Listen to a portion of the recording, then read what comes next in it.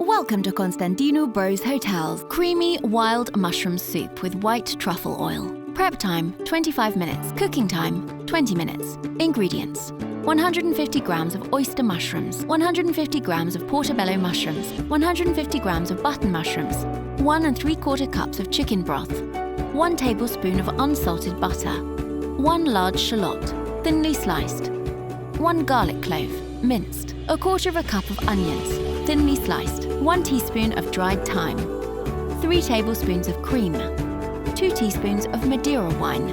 In a saucepan, add the butter and melt over a medium-high heat. Sauté shallots, garlic and all the mushrooms in the butter. Add onions and flour, stirring well. Cook for 4 minutes. Add chicken broth and thyme and bring to a boil, whisking until thickened slightly and smooth. Simmer for 7 to 10 minutes. Puree in a blender and strain through a fine sieve. Return mixture to saucepan and add cream, Madeira wine, salt and pepper and stir until of a creamy consistency. Spoon the creamy wild mushroom mixture into heated serving bowls and drizzle with white truffle oil and serve. Culinary Art by Constantinou Bros Hotels, Paphos, Cyprus.